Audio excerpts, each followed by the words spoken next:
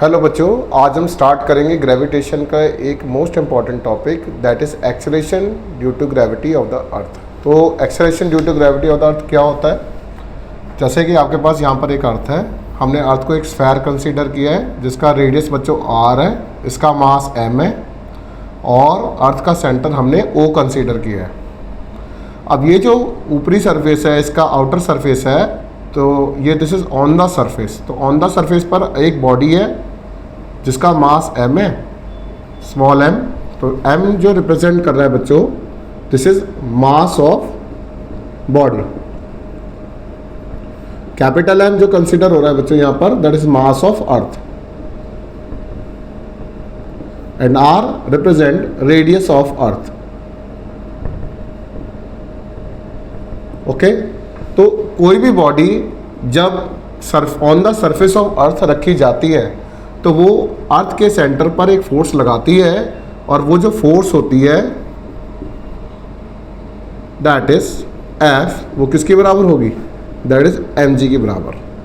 ठीक है, क्योंकि इस बॉडी का कुछ एक्सेलरेशन है जो डाउनवर्ड डायरेक्शन में अर्थ के सेंटर पर लग रहा होगा, तो ये जो फोर्स लगेगी by the body that is mg की बराबर होगी। अब ये वाला बॉडी जिसका मास m है, स्मॉल, और ये कैपिटल M जो अर्थ का मास है, इनके बीच का डिस्टेंस r है। Also by force of gravitation between two bodies we can say F जो हो जाएगा बच्चों capital G m1 m2 by r square. जो m1 है वो कैपिटल M कंसीडर किया है और m2 को हमने स्मॉल m माना है। अगर इन दोनों बॉडीज़ को हम इक्वेट कर देंगे तो using 1 and 2 we can write mg equals to g capital M small m by r square. यहाँ से स्मॉल मास से स्मॉल मास कट हो जाएगा, तो g जो हो जाएगा हमारे पास वो gm बाय r स्क्वायर बनता है।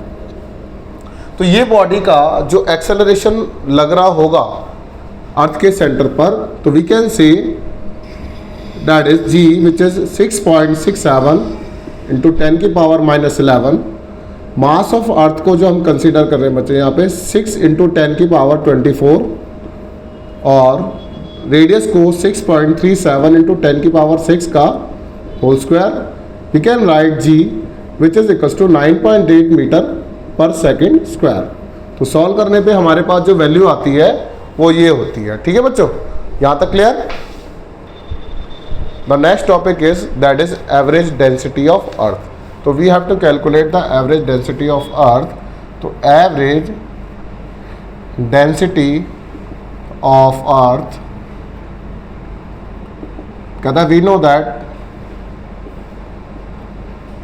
जो स्मॉल g है वो gm बाय r स्क्वायर की बराबर है। अगर ये gm बाय r स्क्वायर के बराबर है तो बच्चों मास कितना हो जाएगा?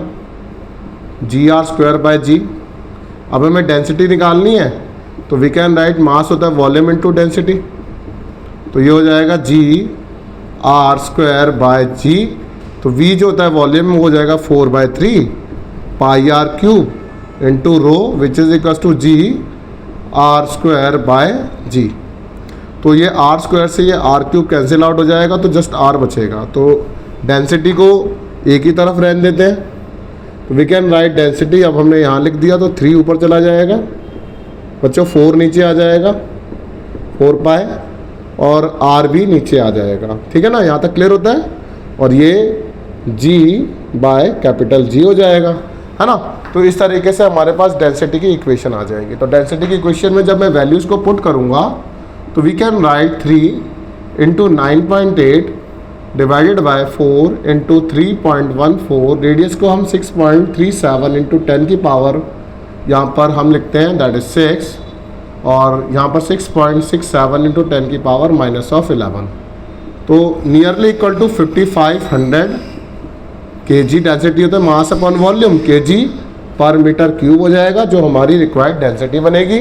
तो अप्रॉक्सीमेट करके ये इतनी वैल्यू आती है। रिक्वेस्ट है इसको यहाँ तक डेंसिटी तक आपको याद रखना है, ये वैल्यूज़ याद रखनी है, सो दैट आपका न्यूमेरिकल निकालने में कोई परेशानी ना हो। Thank you very much.